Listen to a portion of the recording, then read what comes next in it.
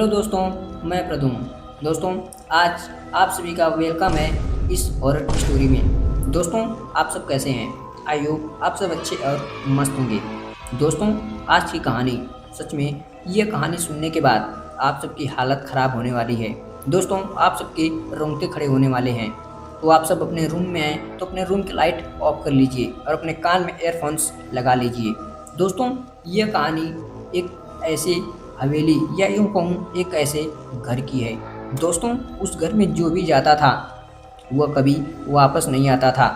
दोस्तों, वह हवेली अपने अंदर समा लेती थी। दोस्तों, ये घटना एक गर्लफ्रेंड एक बॉयफ्रेंड की है। दोस्तों, उन सब के साथ वो भयानक हादसा हुआ जिसके बाद वह सब कभी उस हवेली से बाहर नहीं निकल पाए। तो दोस्तों, आखिर उन सब के साथ वो कौन सा भयानक हादसा हुआ, हम आगे कहानी में जानते हैं। दोस्तों, जब मैं ये कहानी रीड कर रहा था, स्क्रिप्ट कर रहा था, तो दोस्तों मैं भी कुछ पल के लिए शॉक्ड हो गया था। तो आप सबकी भी हालत ख़राब होने वाली है इस स्टोरी को सुनकर। तो चलिए टाइम को वेस्ट न करते हुए हम सब इस स्टोरी को शुरू करते हैं। दोस्तों, यह कहानी उत्तर प्रदेश के एक छोटे से कस्बे, एक छोटे से गांव रायपुर की है। दोस्तों, रायपुर में एक ऐसी हवेली थी। दोस्तों, वह हवेली नहीं बल्कि वह भूतिया हवेली थी। दोस्तों, उस हवेली की तरफ कोई भी मुड़कर नहीं देखता था। उस हवेली से लोग नज़रें फेर लिया करते थे।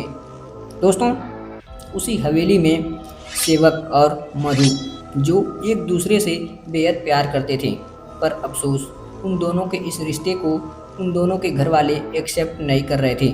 दोस्तों, इस बात को लेकर सेवक और मधु काफ़ी दुखी रहा करते थे। दोस्तों, वह इसी की वजह से, इसी कारण वह सब चोरी चोरी मिला करते थे।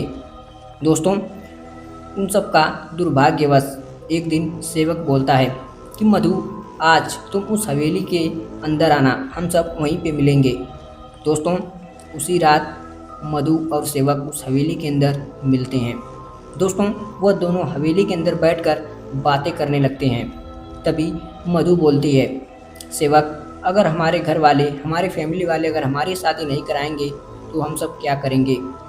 तभी सेवक एक भयानक चेहरे से, या यूँ कहूँ एकदम अपने छाती को चौड़ा किए बोलता है कि तुम्हें टेंशन लेने की कोई ज़रूरत नहीं है। मैं तुम्हें इस गांव वाले से, इस दुनिया से मैं तुम्हें कहीं दूर लेकर जाऊंगा और हम दोनों अपनी एक अलग दुनिया बसाएंगे। दोस्तों, यह बात सुनते ही मधु के चेहरे पे एक अलग ही मुस्कान आ जाती है। दोस्तों, तभी उन दोनों को किसी के पैरों की आवाज़ सुनाई देती है जो ठक ठक करके आ रही थी। दोस्तों, अब इस हरकत के बाद मधु कहीं न कहीं डरने लगी थी। तभी सेवक मधु से पूछता है, डर रही हो क्या? दोस्तों, तभी मधु उसका जवाब देते हुए बोलती है, तुम साथ हो तो डर कैसा। दोस्तों, उस आवाज़ को नोटिस करके सेवक इधर उधर देखने लगता है पर उसे कुछ दिखाई नहीं पड़ता है। दोस्तों, इस हरकत के कुछ ही पल बाद दोस्तों ऊपर वाले कमरे से किसी के रोने की आवाज़ आई। दोस्तों, वह रोने की आवाज़ इतनी भयानक थी कि दोनों के रोंगटे खड़े हो गए। दोस्तों, वह आवाज़ सुनकर मधु की आंखों में आंसू आ गया। दोस्तों, उस आवाज़ में एक दर्द था। दोस्तों, उसके बाद वह दोनों उस आवाज़ को फॉलो करते हुए ऊपर चले जाते हैं। दोस्तों, ऊपर जाने के बाद जिस कमरे से, जिस रूम से वह आवाज़ आ रही थी, दोस्तों उस पर एक बड़ा सा ताला लगा हुआ था। दोस्तों, सेवक बिना सोचे समझे उस ताले को तोड़ देता है और वह दोनों अंदर चले जाते हैं। दोस्तों, अंदर जाने के बाद अंदर कुछ भी नहीं था। दोस्तों, अंदर का माहौल बिल्कुल भी शांत, एकदम खामोश पड़ा हुआ था। दोस्तों, उन सबको उस कमरे में कुछ नहीं मिला। दोस्तों, पर उन सबको एक तस्वीर दिखाई दी जो दीवार पे टंगी हुई थी। उस तस्वीर में एक लड़का और एक लड़की थी। दोस्तों, लड़की का चेहरा बेहद उदास, वह लड़की एकदम नर्वस तरीके से उस फोटो में दिख रही थी।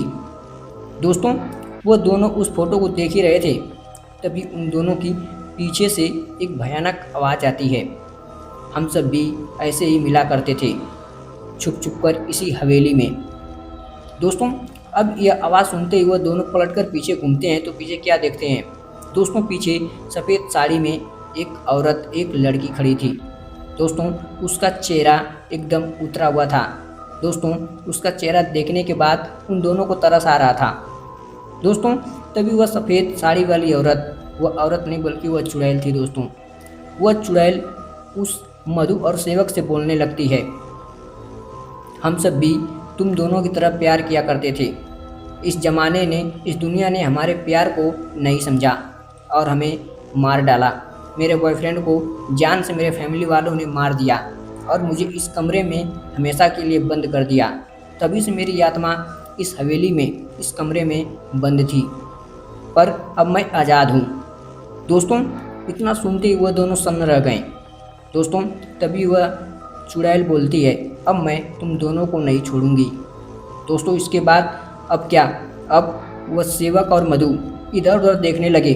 दोस्तों वह दोनों भागने के फिराक में थे, पर अफसोस उस कमरे का दरवाज़ा गायब हो चुका था।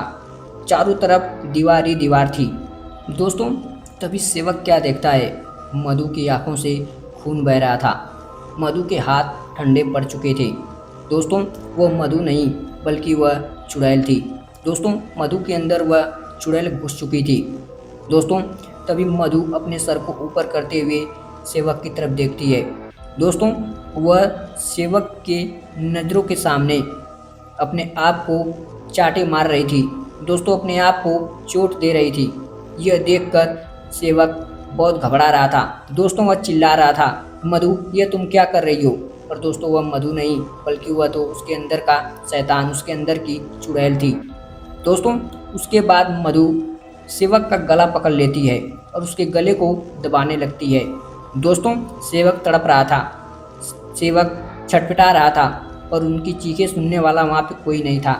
दोस्तों उन दोनों की चीखें उस घर में, उस हवेली में गूंज कर रह गई। दोस्तों उन सब की चीखें इतनी भयानक थी कि गांव वालों ने भी सुना था, पर कोई भी उस हवेली में आने की हिम्मत नहीं करा था। दोस्तों कुछ ही पलों में वहाँ का माहौल शांत हो जाता है।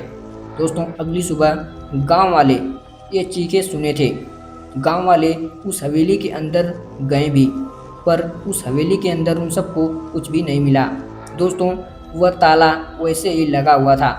ऐसा लग रहा था जैसे उस रूम के अंदर, उस घर के अंदर कोई गया ही नहीं है। दोस्तों उसके बाद वह हवेली फिर से उन दोनों को अपने अंदर समा लेती है।